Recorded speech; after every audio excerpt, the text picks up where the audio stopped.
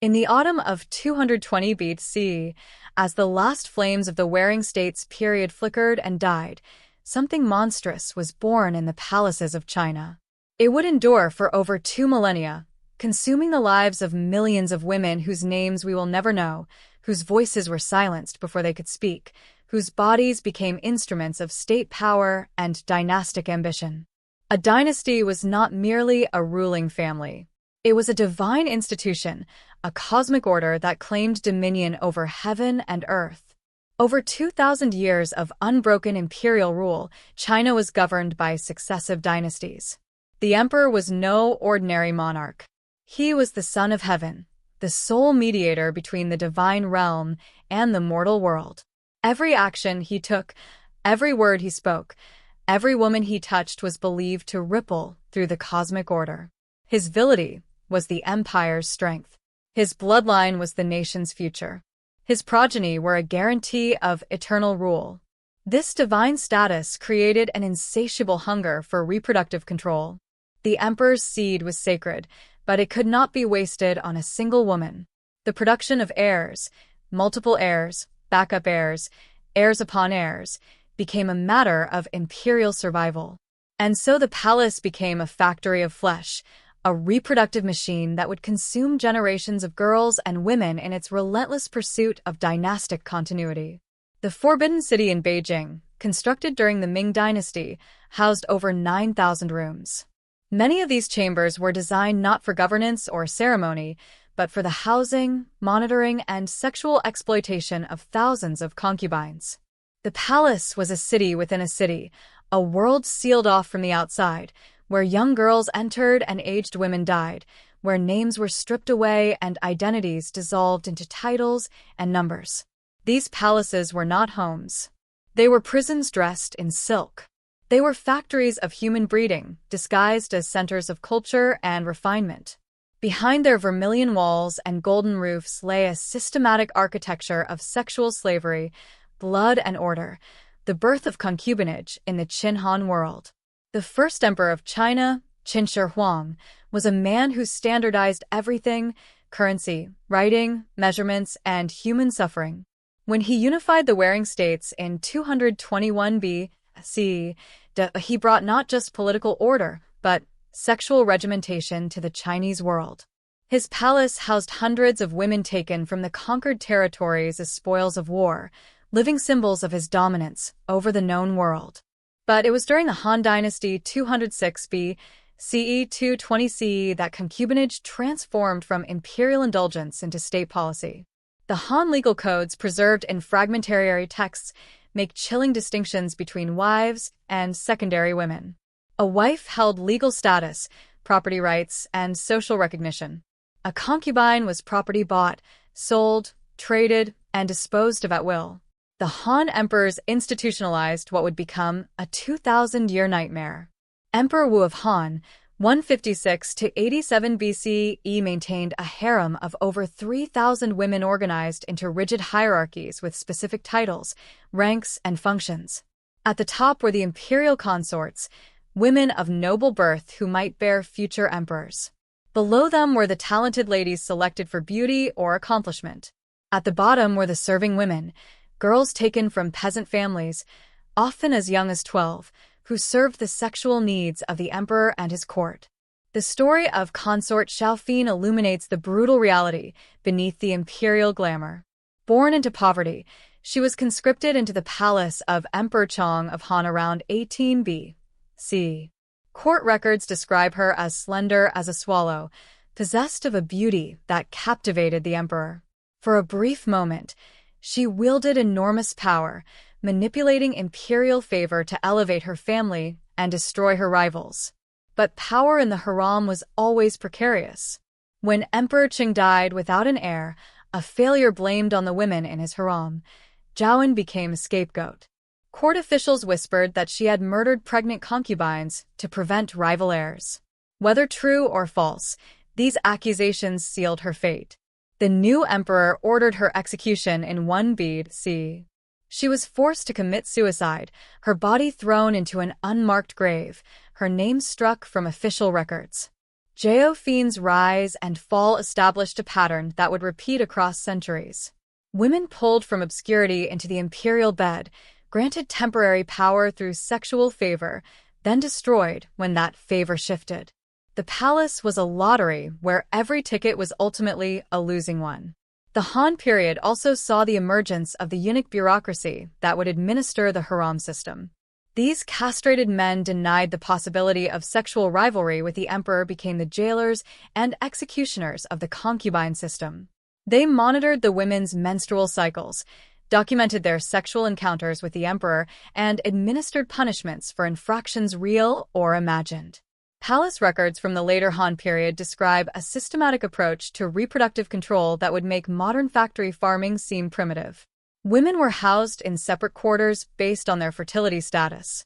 Those who were pregnant were moved to special chambers and monitored constantly.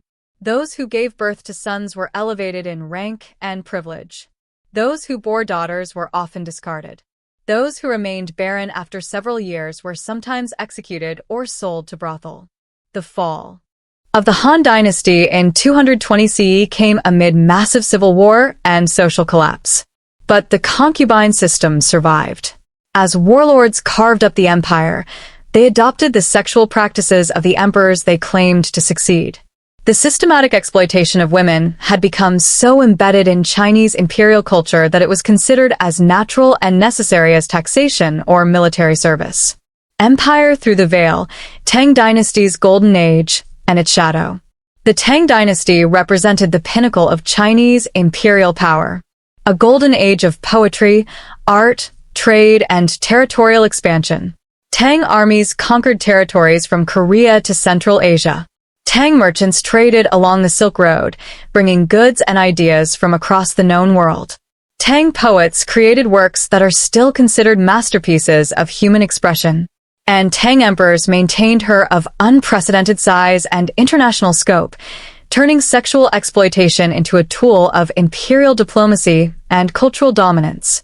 Emperor Xuanzong 685–762 CE ruled during the Tang Dynasty's height, presiding over an empire of nearly 60 million people. His harem reflected this vast reach. It contained over 40,000 women drawn not just from Chinese families, but from across the empire's tributary states. Korean girls from the Kingdom of Silla, Central Asian beauties from Stein merchant families, Tibetan princesses sent as diplomatic gifts. All were absorbed into the imperial sexual machine. These women were not volunteers. They were tribute, human offerings sent by subordinate rulers to acknowledge Tang supremacy. Court records described the annual presentation of beauties, elaborate ceremonies where vassal states would offer their most attractive daughters to the emperor. Refusal to participate was considered an act of rebellion. The Tang Palace complex in Chang'an housed these thousands of women in a maze of courtyards, gardens, and chambers that covered several square miles. Foreign visitors described it as a city of women where entire quarters were populated solely by concubines and their eunuch guardians. The women lived in a state of perpetual competition, vying for the emperor's attention in a sexual marketplace where failure meant invisibility, neglect, and eventual death. The most notorious example of Tanghar politics was the rise of Yang Gui, known as Yang, the precious consort. Originally the concubine of Emperor Xuanzong's son, she was taken by the emperor himself around 745 CE when she was in her 20s, and he was over 60. Her beauty was said to be so extraordinary that the emperor neglected state affairs to spend time with her. Contemporary accounts describe Yang Gufei as manipulative and power-hungry, using her sexual hold over the aging emperor to advance her family's interests and accumulate vast wealth. Her brother, Yang Guizhong, was appointed to high government positions despite his incompetence. Her relatives were showered with titles and riches. The court became a playground for her extended family. While the empire's borders came under increasing pressure from rebellious generals and foreign invaders, the catastrophic climax came in 755 CE with the An Lushan Rebellion. An Lushan was a general of mixed Chinese and barbarian ancestry who had ingratiated himself with Yang Gui and her faction. When he launched his rebellion against the Tang throne, his armies swept across northern China with devastating efficiency. The emperor and his court were forced to flee the capital, abandoning Chang'an to the rebels. During the chaotic retreat, imperial guards mutinied and demanded Yengui's execution, blaming her for the crisis that had brought the empire to its knees. Emperor Xuanzong, faced with the choice between his beloved concubine and his throne, ordered her strangulation. She was killed at a roadside inn, her body hastily buried in an unmarked grave. The emperor, broken by grief and guilt, abdicated soon after. The Anlushan rebellion lasted 8 years and killed an estimated 36 million people, one of the deadliest conflicts in human history. While the rebellion had multiple causes, including military overextension and fiscal crisis, it had been triggered by the sexual politics of the imperial haram. A woman's beauty had become a weapon that nearly destroyed an empire. Official Tang histories compiled after the dynasty's recovery place the blame squarely on Yang and the corrupting influence of female sexuality on imperial governance. One court historian wrote that the palace had become overflowing with fragrance and treason, where 10,000 beauties competed for favor while the empire burned. But the real horror was not the political chaos. It was the fate of the thousands of forgotten women who perished when the system collapsed. When Anlushan's armies captured Chang'an, they found the imperial harem largely abandoned. Many concubines had been left behind during the court's hasty flight. Some were raped and murdered by their rebel soldiers, others starved in the sealed palace chambers. Archaeological excavations in the 1990s uncovered mass graves near the Tang Palace sites filled with the skeletons of young women who died during the rebellion years. The Tang dynasty eventually recovered from the Anlushan catastrophe, but it never regained its former glory. The empire contracted, the military weakened, and the economy stagnated. Yet, the haram system continued unchanged. Later, Tang emperors maintained vast collections of concubines, seemingly oblivious to the role that sexual politics had played in their dynasty's near destruction. Confucian control, Song dynasty, and the bureaucratization of women. The Song dynasty emerged from the chaos of the late Tang period with a new vision of imperial governance. Where the Tang had been militaristic and expansionist, the Song was scholarly and introspective. They created the most sophisticated bureaucracy in human history, a merit-based civil service system that recruited officials through rigorous examinations. They fostered technological innovation, artistic refinement, and philosophical development. And they systematized the oppression of women with a thoroughness that would have impressed the most dedicated totalitarian regime. The Song period saw the rise of Neo-Confucianism, a philosophical movement that codified patriarchal authority as a cosmic principle. Led by scholars like G. 1130 to 1200, Neo-Confucians argued that social hierarchy was not just politically convenient, but metaphysically necessary. The subordination of women to men they claimed reflected the fundamental order of the universe. Gushi wrote, "A woman without virtue threatens the state itself. Her chastity is the foundation of social order. Her obedience the cornerstone of imperial authority." These were not mere philosophical abstractions. They became the basis for legal codes that regulated every aspect of female existence. Under Song law, concubinage was not just tolerated but encouraged as a means of ensuring male lineage continuation. A man whose wife failed to produce sons was not only permitted but expected to acquire concubines. These women had no legal rights, no property claims, and no protection from abuse. They could be bought, sold, beaten, or killed with minimal legal consequences. The Song also introduced the practice of foot binding, the systematic crippling of girls' feet, to create the tiny deformed appendages that elite men found sexually attractive. Beginning around age 5 or 6, girls' feet were wrapped in tight bindings that broke the bones and folded the toes under the sole. The process was agonizing and often led to infection, gangrene, and death. Foot bindings served multiple functions in the concubine system. It made women physically helpless, unable to run away or move freely without assistance. It created a visible marker of sexual availability and submission. And it transformed women's bodies into objects of male fantasy, reducing them to collections of sexually arousing deformities. Court records from the Song period reveal the systematic nature of female oppression. In 1127, when the dynasty was forced to relocate south due to foreign invasion, detailed inventories were kept of imperial property, including the concubines. Women were listed alongside furniture, artworks, and livestock categorized by age, beauty, and breeding potential. One particularly chilling case from 1156 involves a concubine in the imperial harem who was executed for laughing too freely during a court ceremony. The woman, identified only as third-ranked beauty, Chen, had apparently smiled at something amusing during a religious ritual. This was interpreted as disrespect toward the emperor and the cosmic order he represented. She was sentenced to death by strangulation, her body thrown into a mass grave with other executed palace women. The Song period also saw the expansion of concubinage beyond the imperial court into the broader elite class. Wealthy merchants, high-ranking officials, and successful scholars all maintained multiple concubines as symbols of their status and success. The practice became so common that sumpta laws were passed regulating how many concubines men of different ranks could legally possess. This democratization of sexual exploitation created a vast market in human trafficking. Poor families sold their daughters to slave dealers who transported them to cities where they were sold to wealthy men. The trade was so extensive that specialized brothel emerged where potential buyers could inspect and test the merchandise before purchase. Contemporary accounts described these markets in horrific detail. Girls were displayed naked on auction blocks, their bodies examined by potential buyers like livestock at a cattle market. Those who showed signs of disease or defect were often killed on the spot, their bodies disposed of in nearby rivers or dumped in mass graves outside the city walls. The Song dynasty's fall in 1279 came not from internal rebellion, but from foreign conquest, first by the Gurchens, who established the Qing dynasty in northern China, then by the Mongols under Kublai Khan. But the concubine system survived both invasions.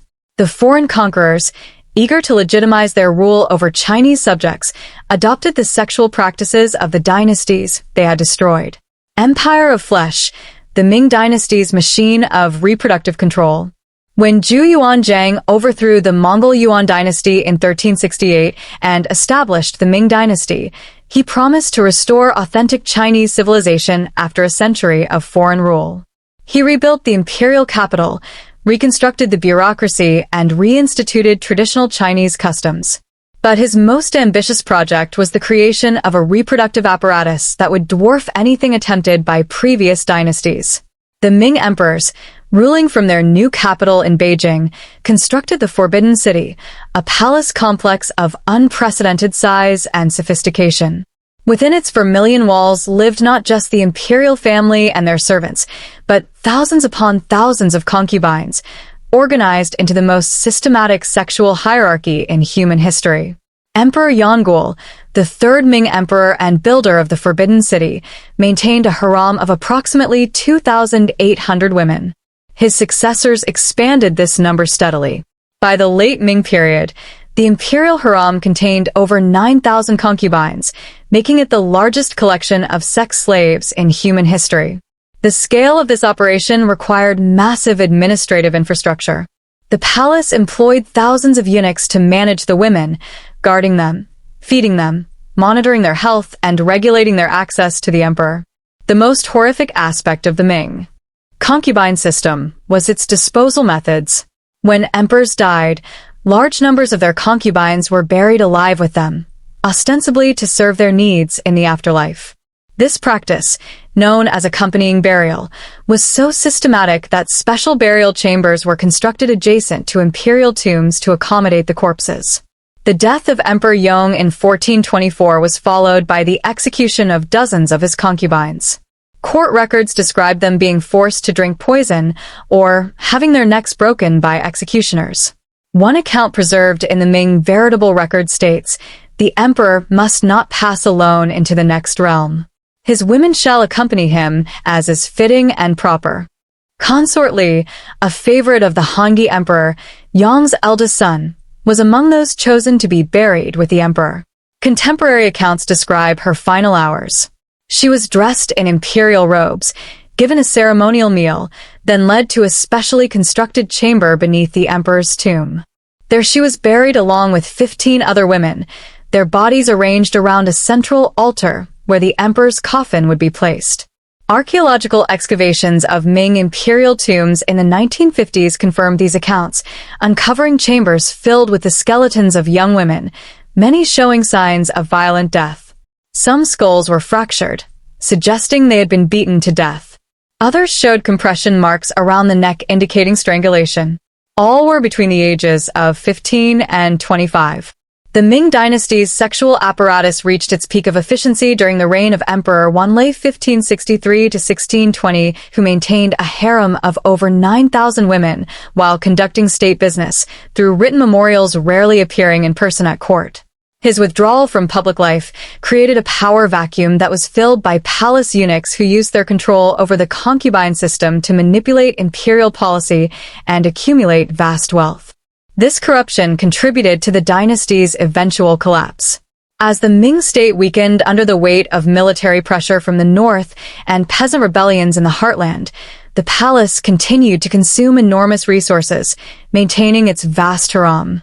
When Beijing fell to rebel forces in 1644, the last Ming emperor hanged himself from a tree in the imperial garden, but not before ordering the execution of his remaining concubines to prevent them from falling into enemy hands. The frozen court, Qing dynasty, and the ethnic politics of concubinage. The Manchu conquest of China in 1644 brought not liberation but intensification of the concubine system. The Qing dynasty, established by the Manchu people from the northeastern frontier, used sexual exploitation as a tool of ethnic domination, creating the most rigid and racialized haram system in Chinese history. The Manchus were a minority ruling over a vastly larger Han Chinese population. To maintain their authority, they developed sophisticated strategies of cultural control, military organization, and sexual politics. The haram became a laboratory for ethnic engineering where Manchu, Mongol, and Han Chinese women were segregated, ranked, and bred according to imperial racial policies. The Qing emperors established the eight-banner system, organizing their subjects into hereditary military and administrative units defined by ethnicity and loyalty. This system extended into the haram, where women were classified as banner girls of Manchu or Mongol descent or civilian girls from the Han Chinese population. The ethnic hierarchies were rigid and absolute. Manchu banner girls held higher status regardless of their personal qualities or family backgrounds. Emperor Kangxi, who ruled for 61 years, maintained a harem of approximately 3,000 women with strict quotas for different ethnic groups. Manchu banner girls held the highest ranks and were eligible to become empresses or imperial consorts. Mongol girls served as symbols of the Qing-Mongol alliance that had facilitated the conquest of China. Han Chinese girls, when they were admitted at all, occupied the lowest positions and were used primarily for manual labor and sexual service. The Qing haram was physically organized along ethnic lines. The Forbidden City was divided into separate quarters for different groups, with Manchu women occupying the most prestigious locations near the emperor's personal chambers. Mongol women lived in secondary compounds, while Han Chinese women were housed in remote corners of the palace, sometimes in underground chambers that rarely saw sunlight. The sexual politics of the Qing haram were explicitly designed to maintain Manchu demographic dominance. Emperor Kangxi issued secret edicts requiring that a majority of his sexual encounters be with Manchu women, ensuring that potential heirs would have pure Manchu bloodlines. Han Chinese concubines were often subjected to contraceptive herbs to prevent pregnancy, or their newborns were quietly disposed of if they seemed likely to challenge Manchu succession rights. The most tragic example of Qing harem politics was the fate of the Pearl concubine, Consort Zhen, a young Manchu woman who became entangled in the palace power struggles of the late dynasty. Born Tatarjin in 1876, she was selected for the harem of Emperor Guangxu at age 13. Unlike most concubines, she was literate and politically aware, sympathizing with her young husband's attempts to modernize China through the 100 Days Reform Movement of 1898.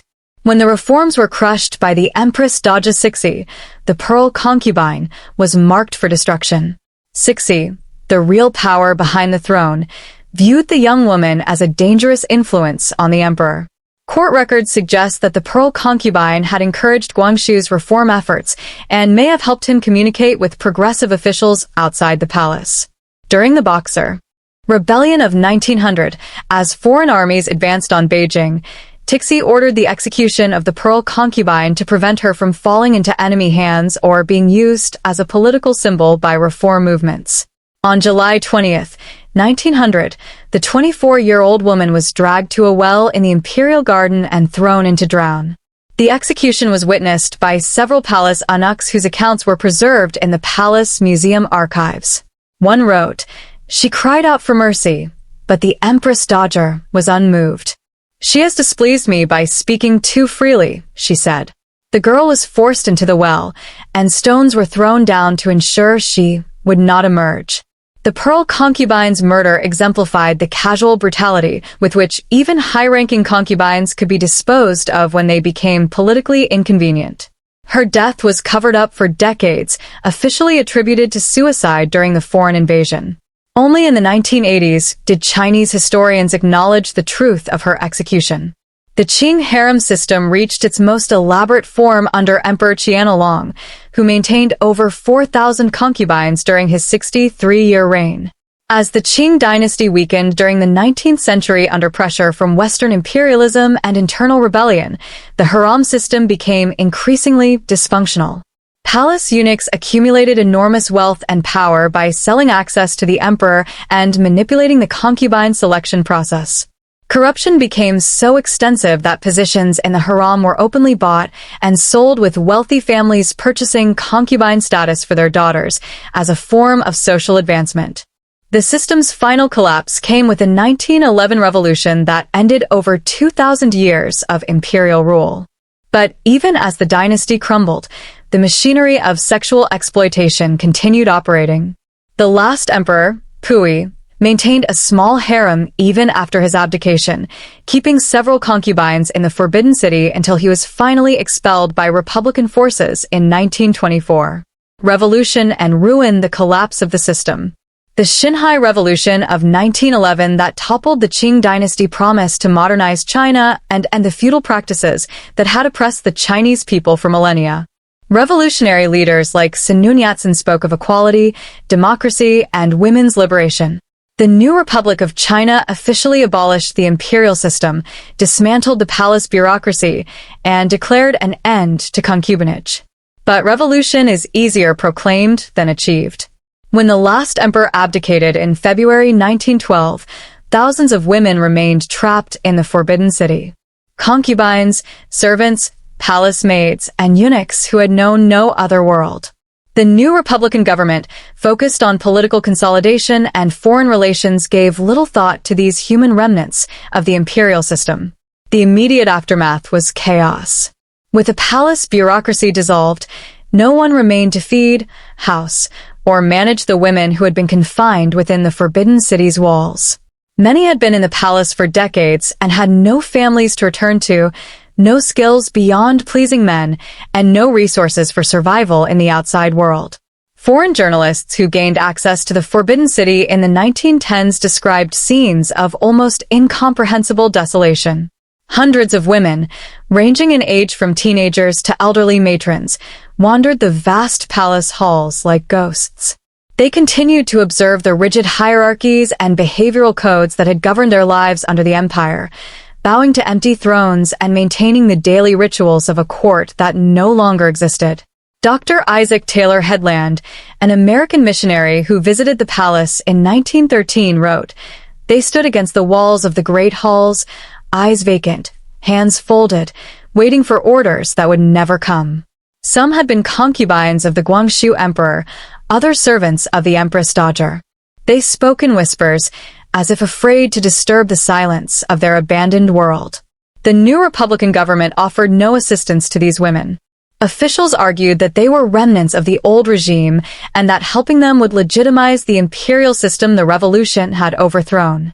Some were eventually expelled from the palace and forced onto the streets of Beijing, where they joined the ranks of beggars and prostitutes that crowded the city.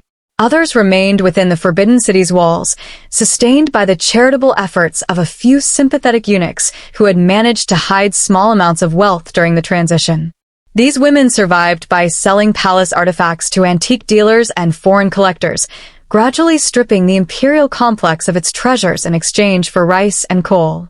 The fate of individual women varied dramatically based on age, health, and social connections.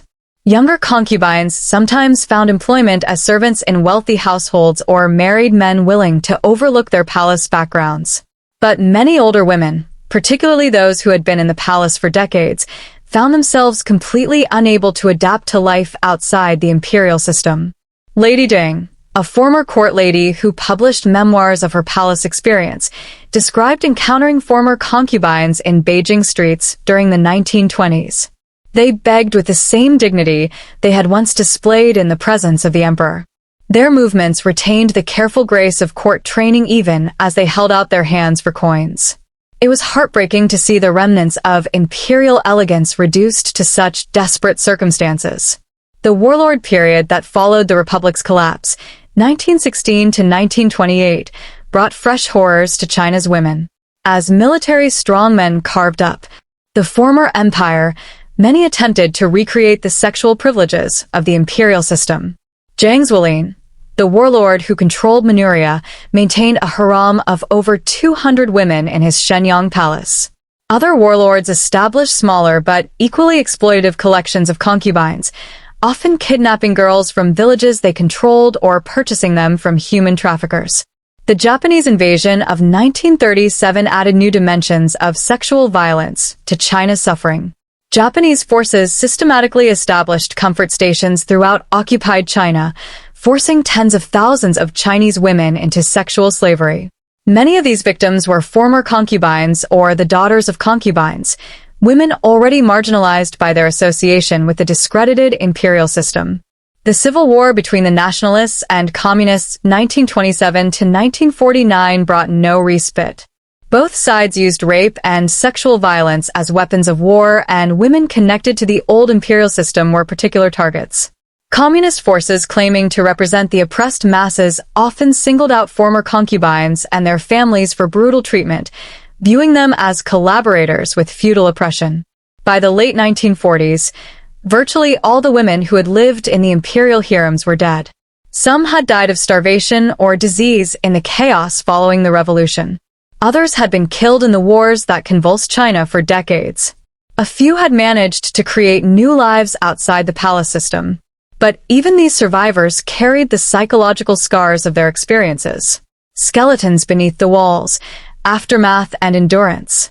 When the Communist Party of China declared victory in 1949 and established the People's Republic, it promised to create a new society based on equality and justice.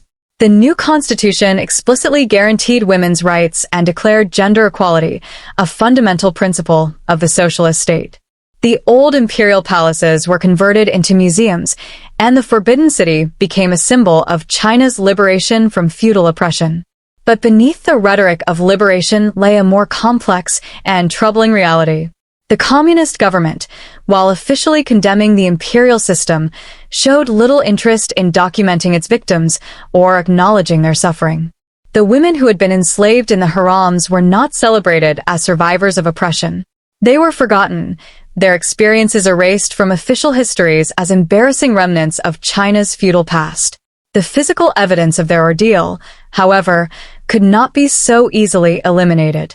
In 1958, during construction work near the Forbidden City, workers uncovered the first of what would become dozens of mass graves containing the remains of young women. The initial discovery was kept secret, with officials attributing the bodies to victims of the Japanese occupation or the Civil War. These archaeological discoveries were kept classified for decades.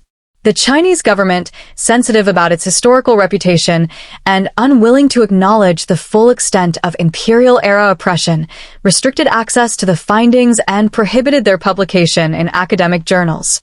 It was not until the late 1990s that Chinese historians were permitted to study the remains, and even then under strict limitations. This discomfort was not merely academic. Despite official promises of gender equality, the communist period saw the emergence of new forms of female oppression that echoed the logic of the imperial haram system.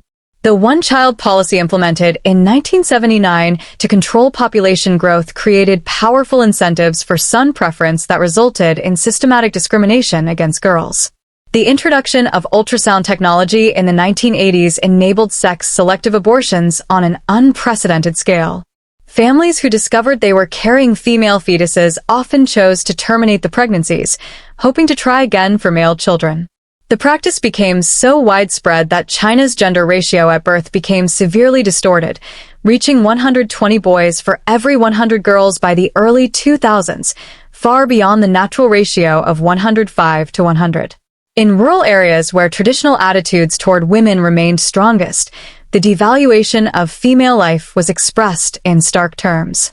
A common saying emerged: raising a daughter is like watering someone else's field, meaning that investing in girls was wasteful since they would eventually marry and serve other families. This logic, which had justified the sexual exploitation of women in imperial harems, now justified their elimination before birth. The scale of this gender-based elimination was staggering. Demographic studies conducted in the 2000s estimated that over 30 million women were missing from China's population due to sex-selective abortions, female infanticide, and differential medical care that favored boys over girls. This represented one of the largest cases of systematic gender-based killing in human history. A genocide that occurred not through overt violence, but through millions of individual decisions shaped by cultural attitudes that devalued female life. The final irony was that the physical spaces where millions of women had been tortured and murdered became symbols of Chinese cultural achievement. The Forbidden City, now a UNESCO World Heritage Site and major tourist attraction, welcomed millions of visitors annually who admired its architecture and artistry while remaining largely ignorant of the human suffering that had occurred within its walls. In the end, the most devastating aspect of China's imperial concubine system was not the number of women it killed, though that number was in the millions, but the completeness of their erasure. These women had been denied names, denied voices, denied dignity in life. They had been denied memory, denied recognition, denied justice in death. They had been reduced to numbers, to functions, to objects, and